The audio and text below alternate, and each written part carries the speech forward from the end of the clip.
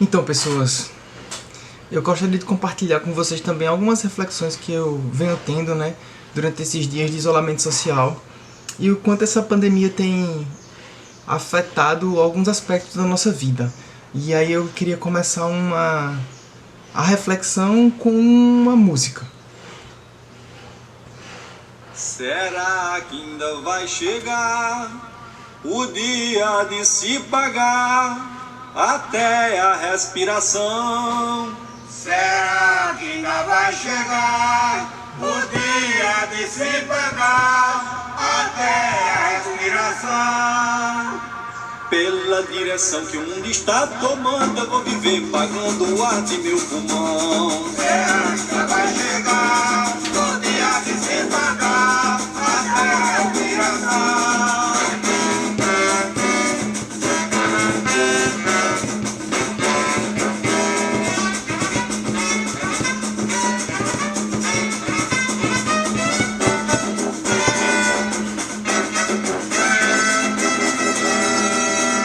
Será que ainda vai chegar o dia de se pagar até a respiração? Será que ainda vai chegar o dia de se pagar até a respiração? Pela direção que o mundo está tomando, eu vou viver pagando o ar de meu pulmão. Será que ainda vai chegar o dia de se pagar até a respiração? Pago imposto pra morar, pra beber e a comer. E até quando eu morrer, tem imposto pra enterrar. Só não poderão cobrar por minha respiração. E pela direção que o mundo está tomando, eu vou viver pagando o ar de meu pulmão. Será que ainda vai chegar o dia de se pagar até a respiração?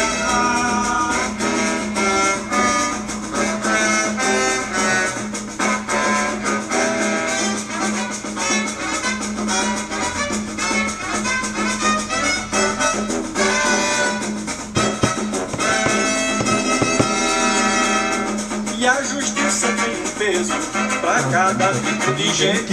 Quando o réu é influente, quase sempre escapa ileso.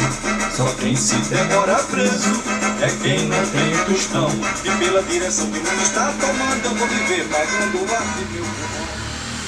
Bem, então parece que esse tempo já chegou, né? Siba canta que pela direção que o mundo está tomando, eu vou viver pagando o ar do meu pulmão. Alguns estudos do Instituto Max Planck de Química apontam que nós já vivemos uma pandemia atmosférica. O que significa isso? A elevação dos níveis de gás poluentes causados pelas emissões industriais, pela emissão de carros, o CO2 principalmente, que fica na camada de ozônio, e causa o efeito estufa e tantos outros efeitos para a saúde pública, para a saúde da gente, afetando os pulmões. A Organização Mundial de Saúde, numa estimativa de 2016, aponta que 4,2 milhões de pessoas morrem em decorrência da poluição atmosférica. 4,2 milhões. Outros estudos apontam 8 milhões. Que impacto é esse na nossa vida, os estudos também dizem que há um encurtamento da nossa vida. Se nós deveríamos viver 80 anos, devido à poluição atmosférica, a gente vive 77 anos aproximadamente. Um fato é que nessa pandemia os níveis de poluição diminuíram, Reportagens apontam que na China, em 2 semanas, houve uma diminuição de 25% de gases poluentes. Isso aponta para 1% de diminuição anual dessa poluição. Em Nova York, na Itália, houve uma diminuição de aproximadamente 50% em algum período dessa pandemia. Ora, isso mostra que a diminuição dos carros na rua, a diminuição das atividades industriais trouxe um benefício para a nossa saúde, para a vida, que é algo que não tem sido alcançado nos encontros mundiais, as convenções climáticas de meio ambiente, onde aos pactos com relação à diminuição pelas nações, né, dos gases de efeito estufa.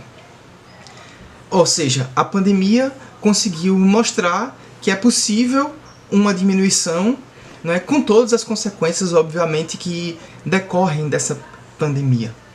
Os gases de efeito estufa afetam diretamente a nossa capacidade de respiração, né? Elas afetam os pulmões.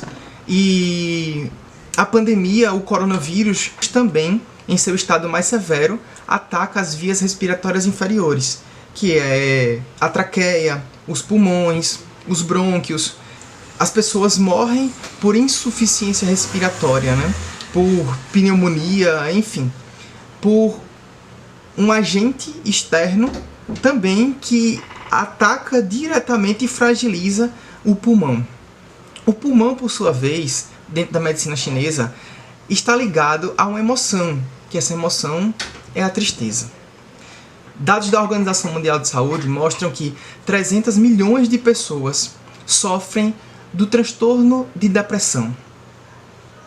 Esse transtorno é caracteristicamente marcado por uma tristeza profunda, o não desejo de compartilhar a vida com as pessoas, o isolamento que dela decorre, a vontade de estar sozinha, a perda do sentido de vida,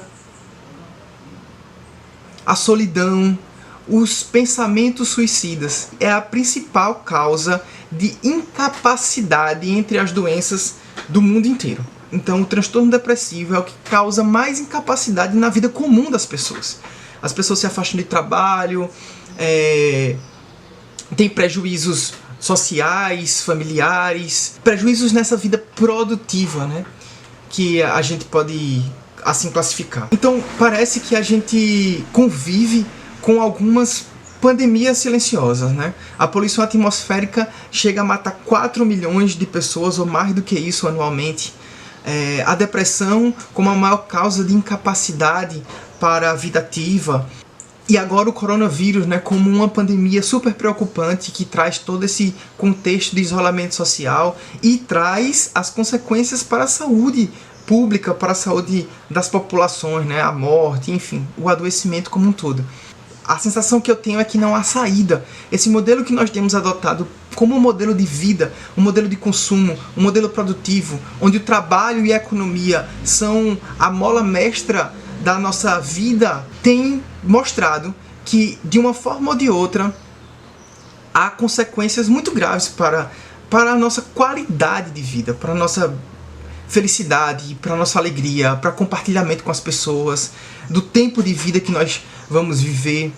Então, tudo isso aponta, não é que o coronavírus ou a pandemia traga algo benéfico como a diminuição da poluição, mas parece que esse isolamento social, esse tempo em que os carros não estão na rua, mostram que é possível uma outra forma. Uma das consequências também desse isolamento social, né, é o maior tempo de convívio intrafamiliar, né, ao mesmo tempo sem poder ter o lazer que comumente a gente tem. Isso também traz consequências para a nossa vida, mas aponta para que a gente olhe de maneira mais profunda para as nossas relações. Estar intensamente confinado, né, com as pessoas que nós gostamos ou que convivemos também traz cargas emocionais que precisam ser cuidadas. Os profissionais de saúde, a tensão que tudo isso tem causado, né, a exposição. E aí eu fico pensando que existem oscilações entre algo que é muito difícil de se viver nesse tempo, mas também que abre possibilidades, que abre canais de visualização, olhar a vida por outra lente, por outro aspecto, por outro foco, para que a gente possa remodelar essa nossa forma de como nós estamos pensando, como o trabalho é algo primordial na nossa vida. Nós podemos repensar o que é que de fato deve ser importante nesse momento em que algumas pessoas pensam que a economia é mais importante do que a vida, do que salvar vidas, né, num momento de adoecimento coletivo. Ora, o que é que de fato tem pautado a vida dessa pessoa assim como mola mestra principal para concepção de ser humano, concepção de vida, concepção de existência aqui na Terra? Bem, pessoas, essas reflexões me fazem pensar, não é, nesse modelo assim, que produz pandemias silenciosas em que a gente não tem acesso, não tem contato, porque é propositalmente silenciado para que a gente não perceba o quanto muitas vezes a gente é conduzido e escravizado nessa exploração do trabalho. E ao mesmo tempo esse momento nos aponta para que tenhamos um rompimento. Pensar em quanto nós somos influenciados a reproduzir um modelo de vida que nos traz tanto prejuízo e que agora a gente está tendo a possibilidade de repensar isso, de olhar por um outro ângulo, olhar por uma janela que talvez estivesse fechada ali por um tempo e nos olharmos enquanto humanidade, o quanto isso nos conecta. Então, é isso. Pra gente fazer essa reflexão assim, né? Será que vai chegar o dia de se pagar a respiração? Talvez esse dia já chegou e a gente não se deu conta, né? Mas como a gente vai valorizar agora, a partir desse tempo que traz uma possibilidade de reconfiguração social, uma reconfiguração das nossas relações familiares, de amizades, de trabalho, né? Das relações internacionais, das relações globais, enfim, e que a gente possa valorizar, né, agora os momentos que a gente tem disponível para estar mais junto de quem muitas vezes a gente encontra só no final do dia ou no final de semana. E além do mais, eu tenho esperança de que quando esse tempo passar a gente consiga olhar, de fato, olhe para as pessoas, para os amigos, para os companheiros e companheiras de trabalho de uma maneira distinta, né?